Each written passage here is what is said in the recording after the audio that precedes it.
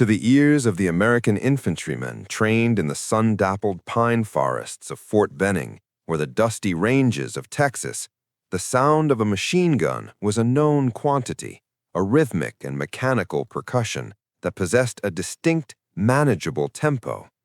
They had been raised on the doctrine of the Browning 1919A4, a sturdy, reliable, water or air-cooled workhorse that chugged along at a sensible rate of 400 to 500 rounds per minute, producing a heavy, distinct thump, thump, thump that allowed the human brain to process each individual shot as a separate event in time. This auditory familiarity created a dangerous subconscious expectation of what combat would sound like, a belief that the battlefield would be a place of staccato rhythms where a soldier could time his movements between the bursts, counting the seconds of silence as the enemy gunner adjusted his aim or cleared a jam.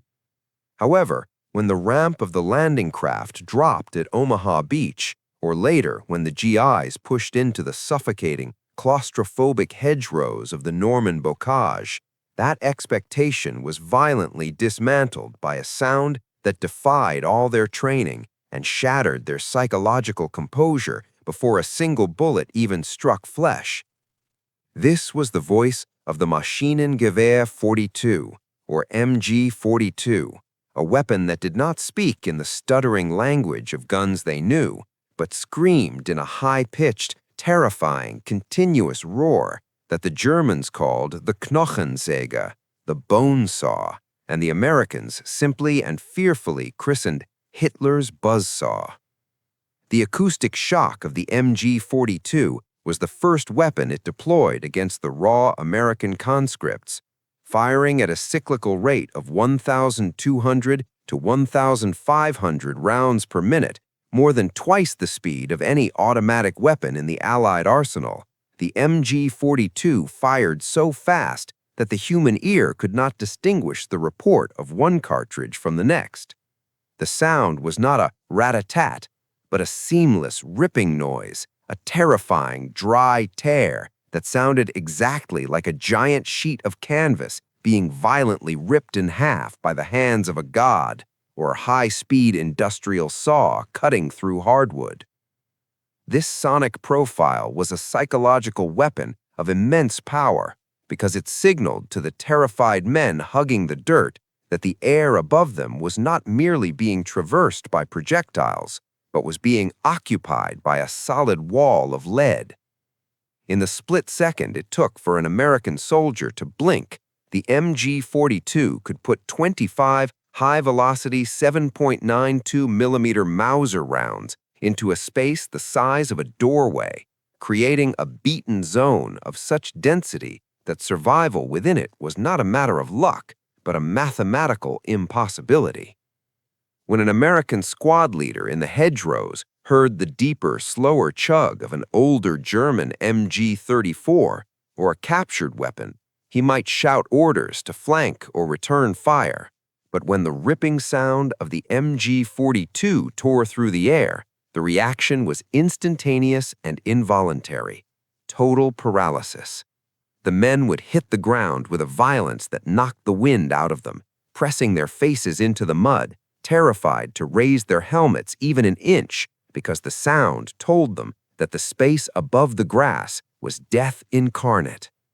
The U.S. Army, in a well-intentioned but ultimately disastrous attempt to manage this fear, had shown training films to the troops prior to the invasion that attempted to demystify the German weapon, claiming its bark was worse than its bite and that it was inaccurate due to its high recoil.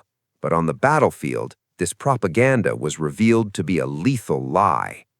The MG-42 was not inaccurate. It was a precision instrument of suppression that used its high rate of fire to saturate an area, cutting down trees, shredding brick walls, and turning the thick vegetation of the bocage into flying mulch.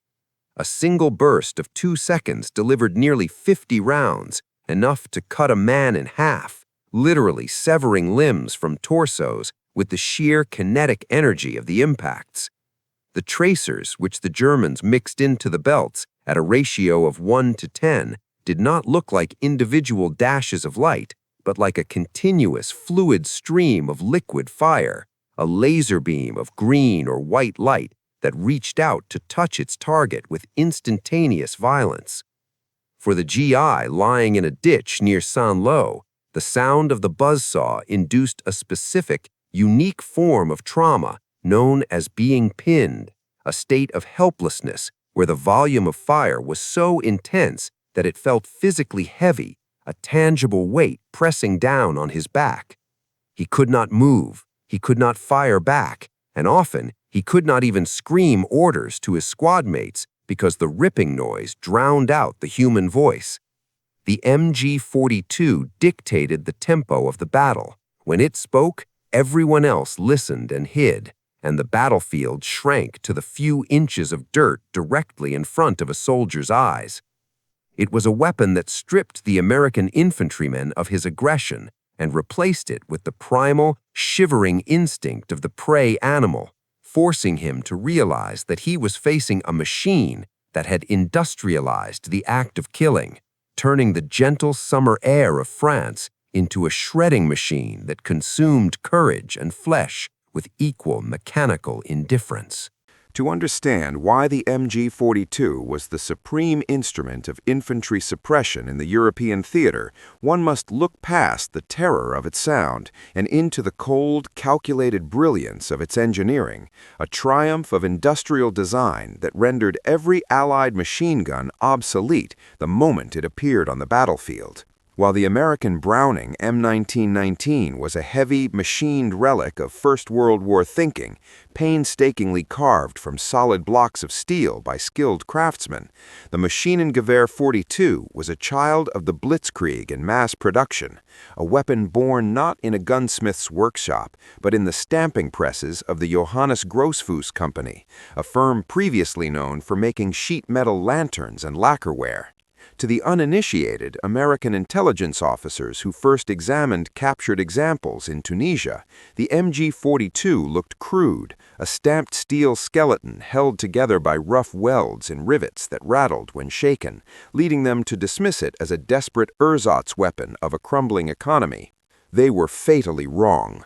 The looseness was intentional, a tolerance designed to allow the weapon to function in the freezing mud of the Russian front or the dust of Normandy without jamming. But the true genius lay hidden inside the receiver, the revolutionary roller-locked action, or Rollverschluss. Unlike the gas-operated systems of the American BAR or the recoil-operated toggle of the older MG-34, the MG-42 used a pair of rollers that mechanically locked the bolt to the barrel for the split second of high pressure upon firing, then unlocked with a terrifying speed to cycle the action. This mechanism was the heart of the beast, allowing the bolt to fly back and forth 20 times a second, feeding ammunition from non-disintegrating metallic belts that danced violently as they were sucked into the feed tray. This unprecedented rate of fire, however, created a problem of physics that would have destroyed a lesser weapon: heat. The friction of copper-jacketed bullets screaming down the rifling at 1,200 rounds per minute generated thermal energy intense enough to turn the barrel white-hot in a matter of seconds, causing the metal to expand, the rifling to strip, and the bullets to tumble wildly, eventually leading to a catastrophic cook-off where the heat alone would ignite the propellant. The American solution to this problem on the M1919 was primitive. When the barrel got hot, the gunner simply had to stop firing and wait for it to air-cool or risk destroying the weapon, a pause that gave the enemy precious minutes to maneuver. The German solution was a masterpiece of ergonomic lethality, the quick-change barrel system. On the right side of the MG-42's barrel shroud was a simple stamped lever. When the gunner shouted "Laufwechsel," barrel change, the number 2 man, or loader, would reach forward. He would punch the latch, causing the breech end of the barrel to swing out of the shroud, smoking and glowing with lethal heat.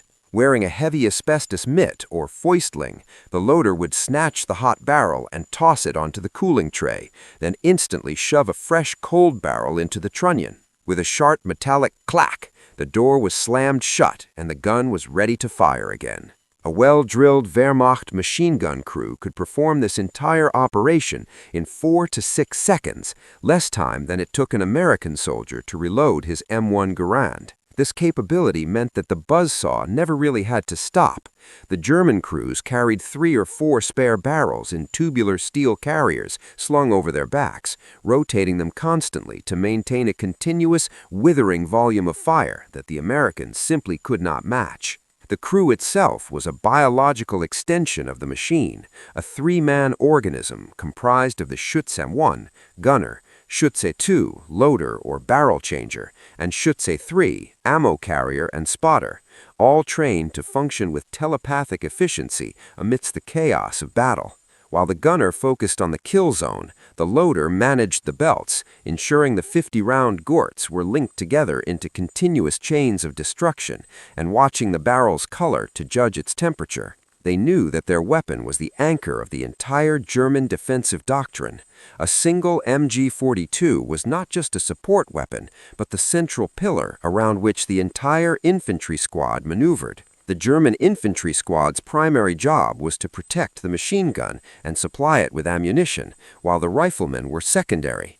This was the inverse of American doctrine, which viewed the rifleman as the primary killer and the machine gun as support. The result of this technological and doctrinal disparity was that a single German MG-42 team, nestled in a camouflaged spider hole with a few thousand rounds of ammunition and a rotation of spare barrels, could technically and physically hold off a battalion of American infantry, laying down a wall of lead that did not obey the limitations of American ballistics. The mechanics of destruction were such that the MG-42 was not just a gun, it was a thermodynamic engine designed to convert industrial capacity into suppression, a disposable, stamped steel scythe that cost only 250 Reichsmarks to build, but exacted a price in Allied blood that was incalculable, proving that in the grim calculus of 1944, the side with the fastest action and the quickest hands could dominate the space between life and death.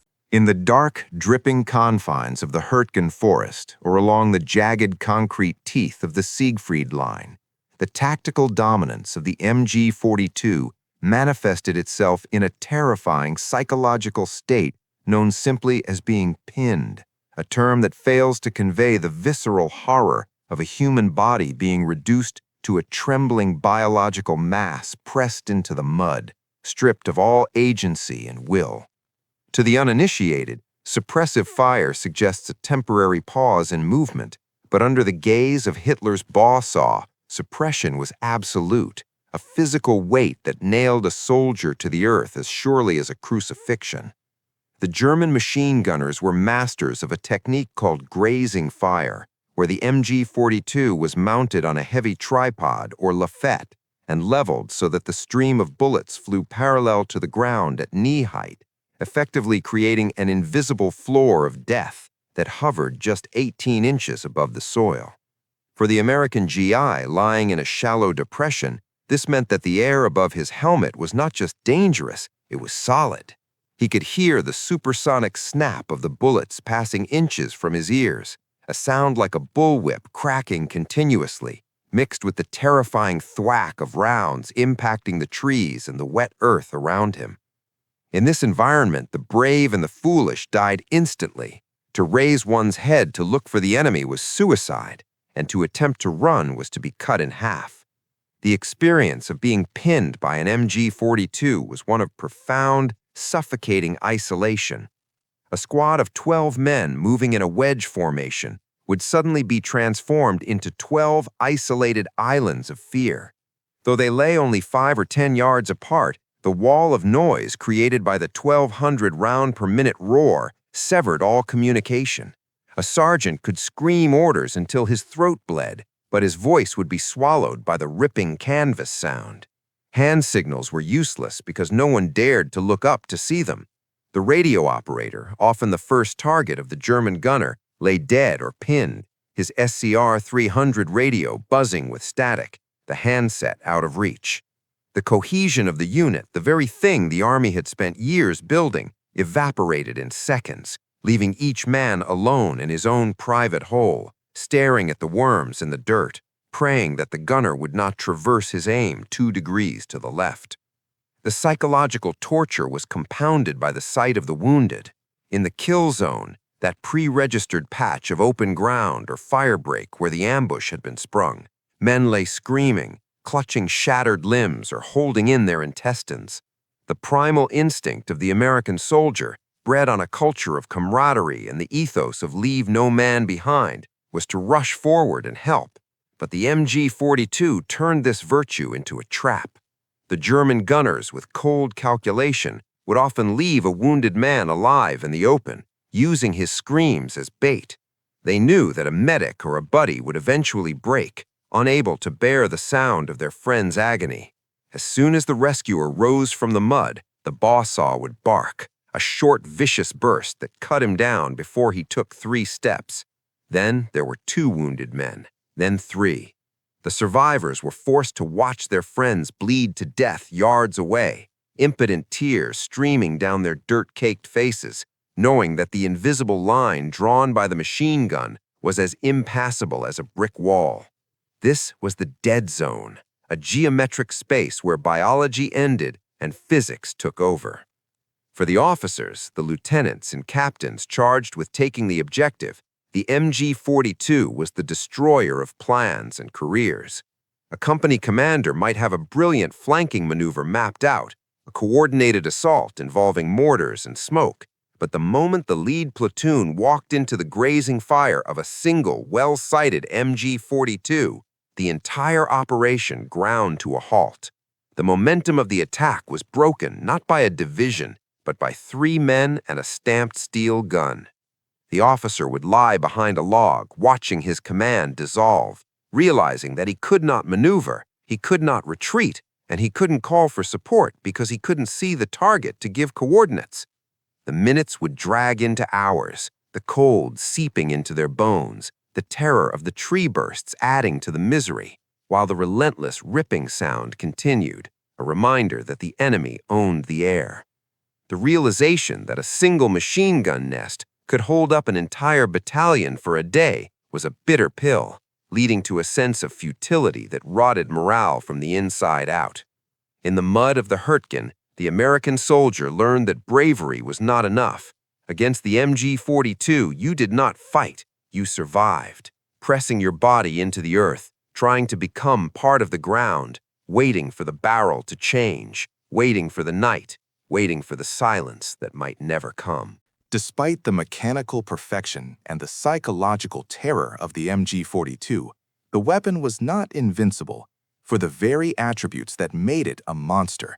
Its voracious rate of fire and its terrifying velocity contained the seeds of its own neutralization, creating a fatal rhythm that the survivors of the initial encounters quickly learned to exploit with the desperate cunning of cornered rats.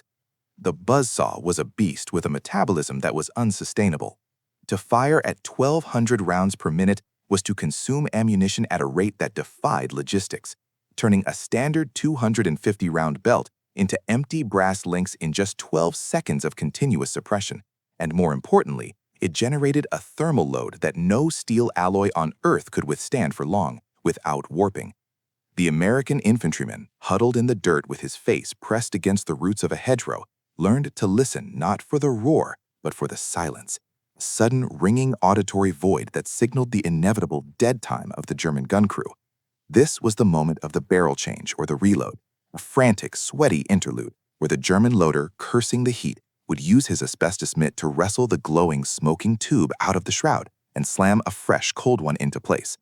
In the training manuals of the Wehrmacht, this process was a choreographed ballet that took 4 to 6 seconds, but on the muddy slopes of Aachen or the frozen fields of the Bulge, under the stress of incoming fire, those 6 seconds could stretch into an eternity, and it was in this narrow, fleeting window of time that the American GI found his only chance to live. The veteran sergeants, men who had developed an ear for the cadence of death, would wait for the ripping sound to cut out, and in that split second of silence, the paralysis would break. The scream of "Go, go, go!" would tear through the squad, and the men would rise from the earth, not in a chaotic charge, but in a disciplined explosion of violence known as fire and movement. The key to this counterattack was the Browning automatic rifle, or BAR. While it was heavy, slow-firing, and held only 20 rounds, The barman was the designated base of fire, whose job was to fill the silence. As the German crew frantically fumbled with the barrel lash, the barman would unleash a magazine of 30-06 rounds at the aperture of the bunker or the base of the tree line, not necessarily to kill, but to force the German gunner to keep his head down for those crucial few seconds while the rifleman sprinted forward. The doctrine was brutal and simple. I'm up, he sees me, I'm down. A soldier would sprint for 3 seconds, just long enough for the German gunner to lock the new barrel, rack the charging handle, and acquire the target, and then dive back into the mud before the buzzsaw could bark again. It was a deadly game of red light, green light played with high explosives, where the penalty for moving too slow was to be cut in half. If the rifleman could get within grenade range, about 30 yards, the equation shifted. The American fragmentation grenade with its 4-second fuse became the equalizer. But often, the infantry rush was not enough against a well-entrenched pillbox with interlocking fields of fire, and the Americans had to resort to a heavier, blunter solution. This came in the form of the 60mm mortar team, operating just behind the front line. Observing the tracers of the MG-42, they would drop round after round of high explosives in a high arc, attempting to drop a shell directly into the open top of the machine gun nest, turning the crew's protective pit into a cauldron of shrapnel. However, the ultimate antidote to the MG-42 was the M4 Sherman tank. When the infantry was pinned and the 6 seconds tactic failed, the radio operator would call for the can openers. The Sherman would lumber forward, its armor impervious to the 7.92mm bullets that chattered harmlessly against its hull like hail on a tin roof. The tank commander buttoned up inside his turret, which reversed the 75mm main gun, guided by the tracer fire of the infantry. The result was usually definitive. A high explosive shell fired at point-blank range into a machine gun nest did not just silence the gun, it erased it. The German crews knew this vulnerability well, which is why they often attempted to displace immediately after firing a few belts, moving to a secondary position to avoid the inevitable return fire. Yet, for the American infantrymen, the reliance on tanks or mortars was often a luxury they did not have in the confusing close-quarters battles of the forests and towns. In those moments, survival came down to the raw courage of individuals who had to conquer their biological fear of the noise, forcing their legs to move when every instinct screamed at them to freeze. They learned to distinguish the crack of the passing bullet from the thump of the muzzle blast, triangulating the position of the invisible killer. They learned that the MG-42 had a limited traverse on its heavy tripod, and that if you could move faster than the gunner could crank his wheel, you might survive to flank him. It was a Darwinian selection process where the slow and the timid were culled, and the survivors became experts in the geometry of angles and the timing of reloads. The 6 seconds to live was not just a tactic, it was a mantra, a recognition that the German machine was superior, but the men operating it were still human, prone to error, fear, and the physical limitations of hot steel. The victory over the Buzzsaw was rarely a cinematic triumph.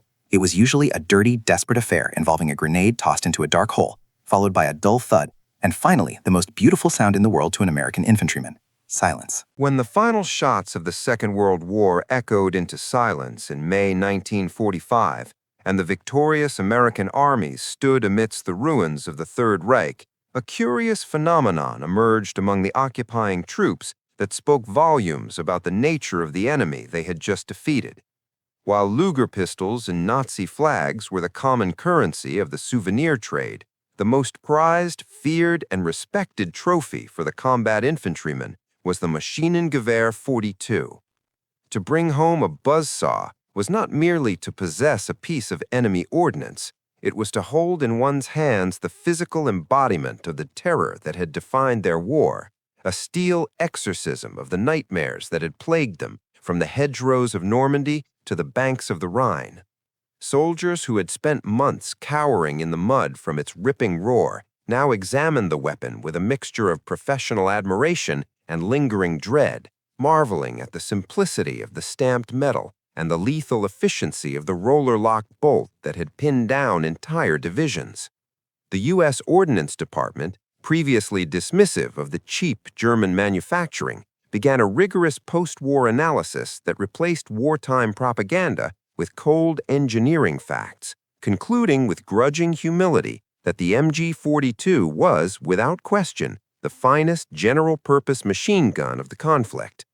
It was lighter, more reliable, and possessed a greater volume of fire than anything in the Allied inventory, a realization that sparked a frantic effort to capture its genius for the American arsenal. The legacy of Hitler's Buzzsaw did not end with the surrender of the Wehrmacht. It was merely transferred to the drawing boards of the victors. In the late 1940s and 1950s, as the U.S. Army sought to replace the aging Browning M1919 and the BAR, they looked directly to the German design for inspiration. The result was the M60 machine gun, famously known as the Pig during the Vietnam War. While the M60 was a gas-operated weapon, its belt feed mechanism, the system of pawls and cams that pulled the ammunition into the gun, was a direct copy of the MG42's feed cover, a tacit admission that the Germans had solved the problem of feeding bullets perfectly.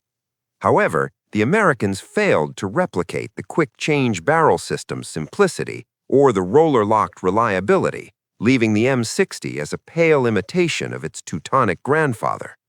Meanwhile, in West Germany, the newly formed Bundeswehr recognized that perfection required no improvement. They simply rechambered the MG42 for the NATO standard 7.62mm round, slowed the rate of fire slightly to save ammunition, and renamed it the MG3. This weapon remains in service today, a direct lineage that proves the fundamental soundness of the 1942 design. But the true legacy of the Buzzsaw is not mechanical, it is doctrinal. The MG42 taught the military planners of the world a bloody lesson in the psychology of fire superiority. It demonstrated that in modern warfare, the volume of fire is often more important than precision, and that the sound of a weapon can be as effective at suppressing an enemy as the bullets themselves. The concept of assault by fire, where a unit overwhelms the enemy's senses with a wall of lead to permit maneuver, became the cornerstone of NATO infantry tactics, a doctrine written in the blood of the men who died trying to cross the fire breaks of the Hurtgen forest. The ripping canvas sound that terrified the GIs of the greatest generation fundamentally changed the way wars were fought, shifting the emphasis from the individual rifleman to the squad automatic weapon. Today, when a modern infantry squad lays down suppressive fire, they are executing a maneuver that was perfected by the German gun crews of World War II. The MG42 remains a legend in the history of firearms, a grim reaper of stamped steel that stripped the romance from battle and replaced it with an industrial efficiency that still echoes in the design of every belt-fed weapon used by armies around the globe, a terrifying reminder that for a few years in the 1940s, the scariest sound on Earth was not a scream, but a mechanical tear that lasted 6 seconds and changed the world forever.